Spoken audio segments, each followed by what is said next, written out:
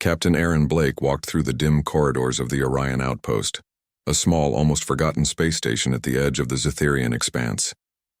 The hum of machinery was constant, almost soothing, but the emptiness of the station made the sound feel lonely. Most of the crew were engineers or guards focused on maintenance and security, and there was one glaring problem. There was no proper kitchen. The station's meals were barely edible, ration packs filled with synthetic paste and tasteless protein bars. Aaron knew that morale depended on more than just safety and equipment.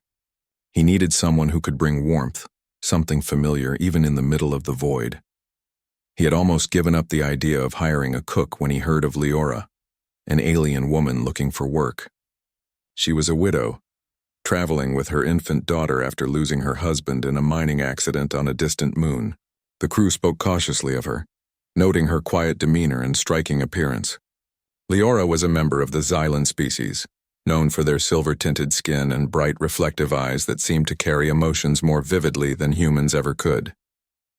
Despite their beauty, many avoided her out of superstition, believing the Xylan were mysterious, sometimes unpredictable. Aaron didn't care. He only cared about food and the humanity it brought.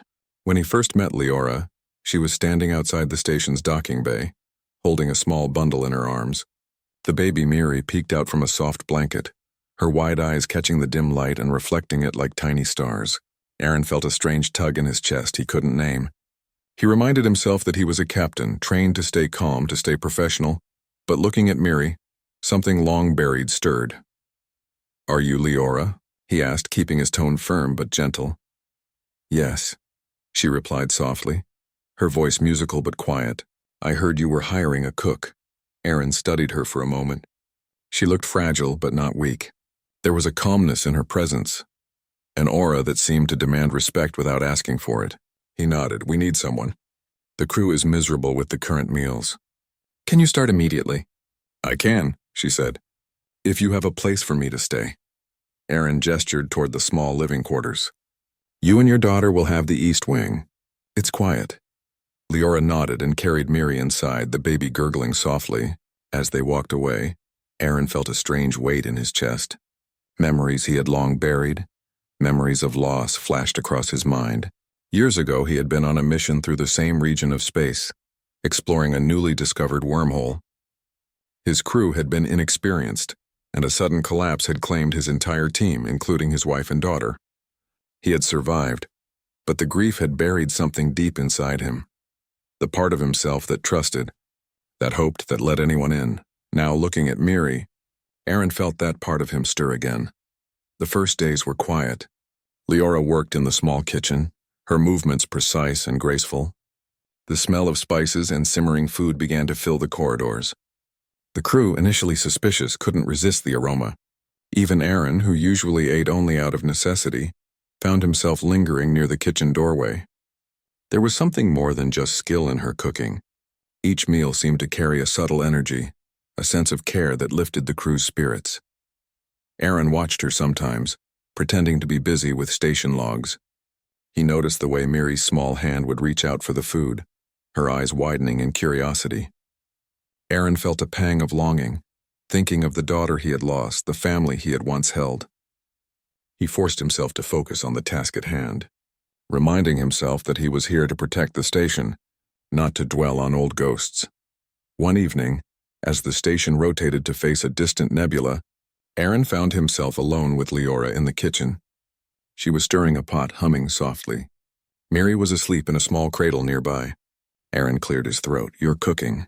"It's different," he said. Leora looked up, her reflective eyes meeting his. "Different how?" "Better," he said, realizing how simple the truth was. "The crew eats, but they feel alive. It's not just food." Leora smiled faintly, a small curve of her lips. "I cook for my daughter. I cook to remember my husband. Perhaps that's why it feels different." Aaron nodded, understanding more than he expected. He had lost everything once, and now he saw her carrying both grief and hope at the same time. He wondered if Miri had inherited more than just her mother's striking eyes.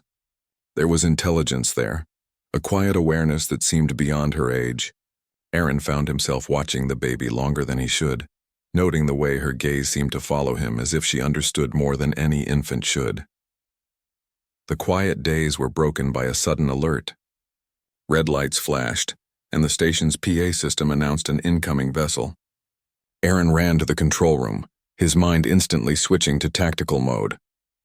The ship on the scanner was unidentified, moving fast, no markings visible.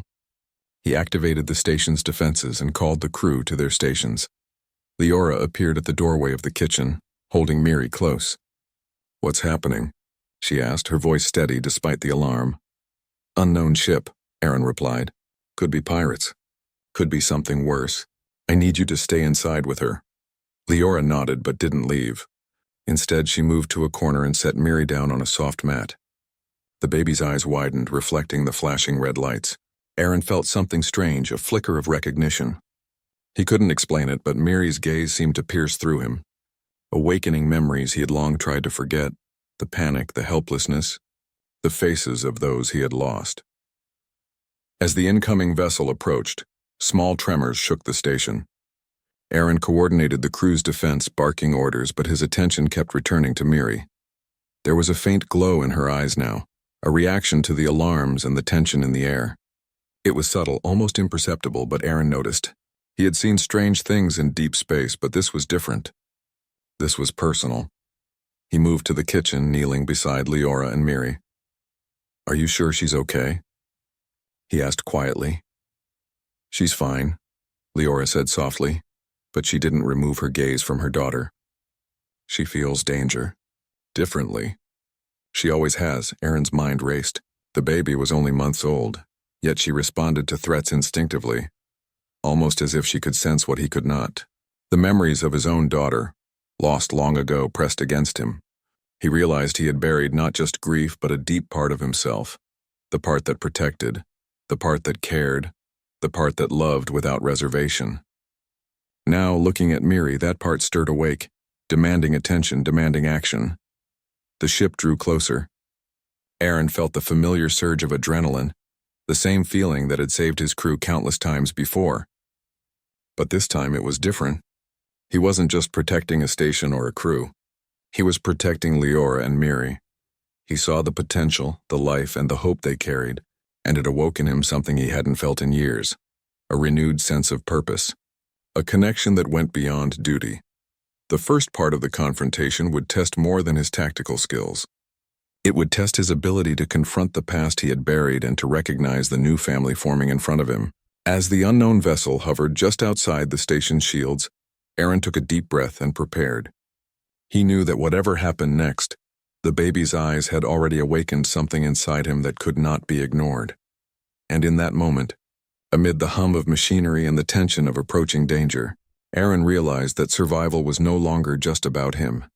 It was about protecting life, about nurturing hope, and about facing the universe with courage and heart, no matter how deep the scars ran. Ethan's life had always been ordinary, filled with the kind of quiet routines that humans on Earth often accepted without question. He worked as an engineer, repairing spacecraft and maintaining systems for companies that traded with alien civilizations. His days were predictable, his challenges mostly technical, and he liked it that way. The galaxy was vast, dangerous, and unpredictable, but on Earth he had a simple rhythm.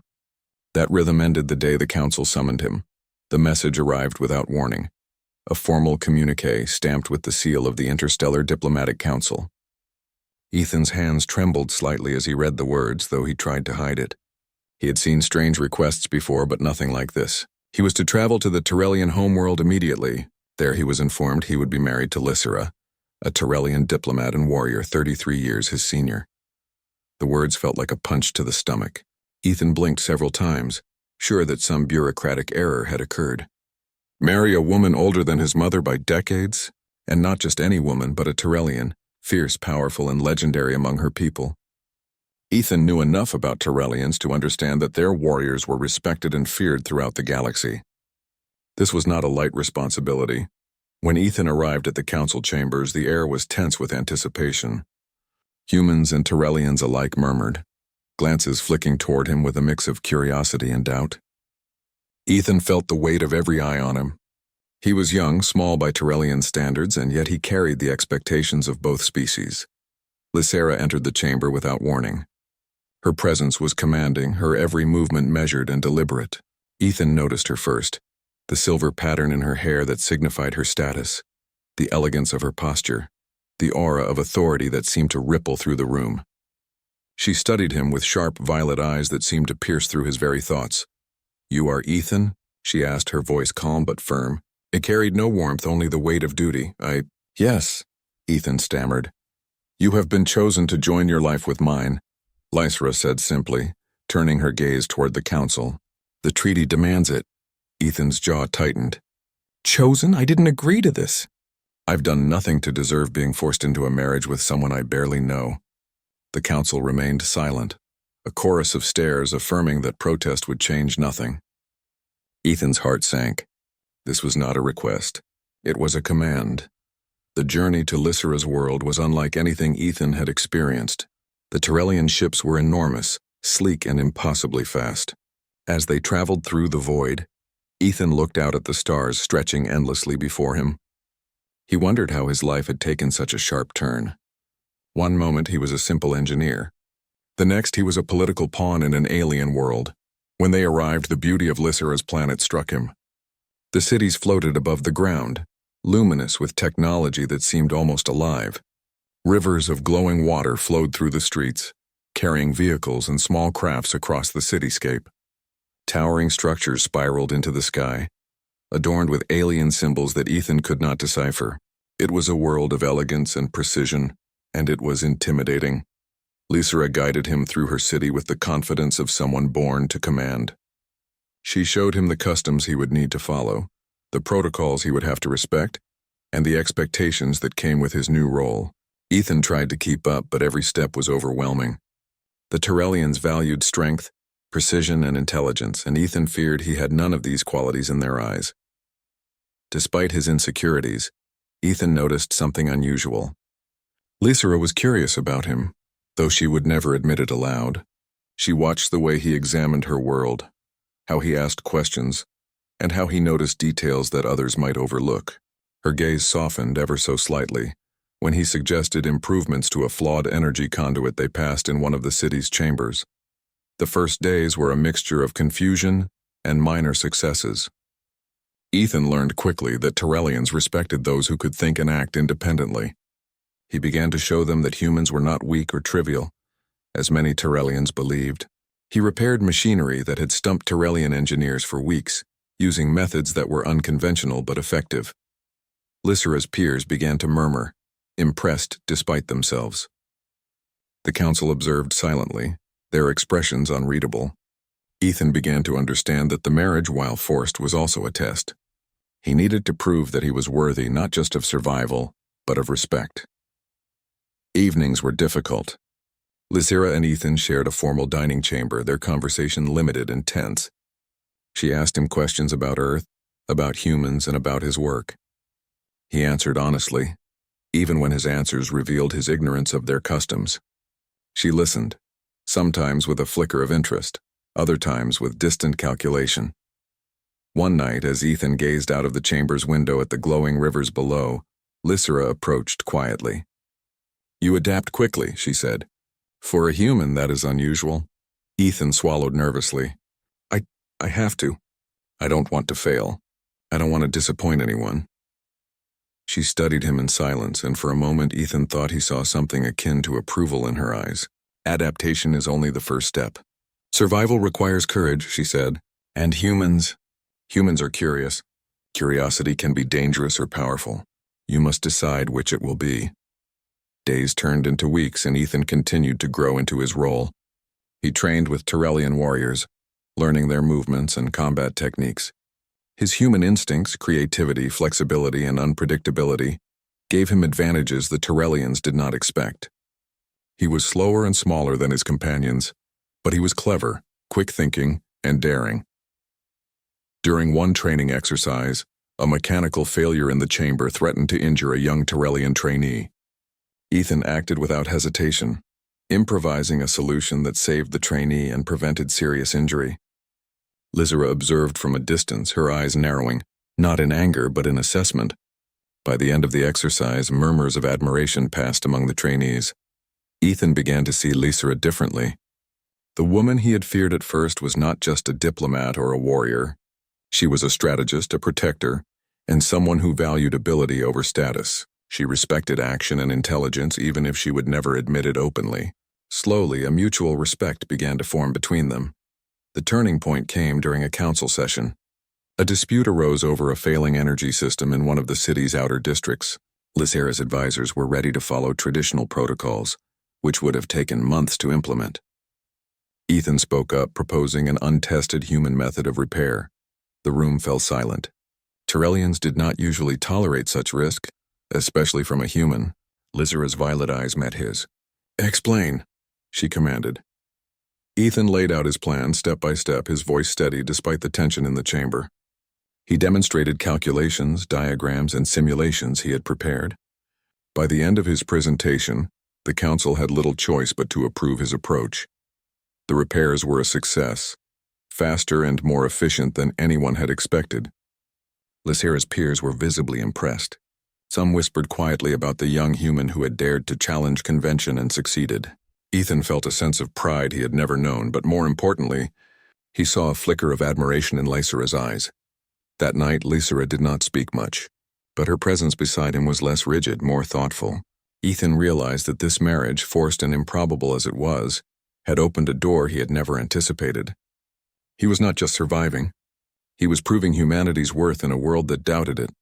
As he lay awake, gazing at the strange alien constellations above, Ethan wondered what the future held.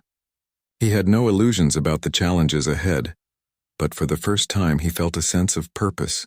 He was not merely a pawn in an interstellar treaty. He was a bridge, between species, between generations, and perhaps even between worlds. The human and the Tyrellian were still strangers in many ways, bound by duty rather than choice. But the foundation of something remarkable was quietly forming. A partnership of respect, courage, and unexpected understanding. By the end of Part 1, Ethan had survived the first weeks on Lysera's world, earned tentative respect from her peers, and gained a glimpse of the power that humanity could wield, even in the farthest reaches of the galaxy. The stage was set for a future in which this unlikely union would face new challenges, new threats, and, ultimately, new possibilities that neither could have imagined.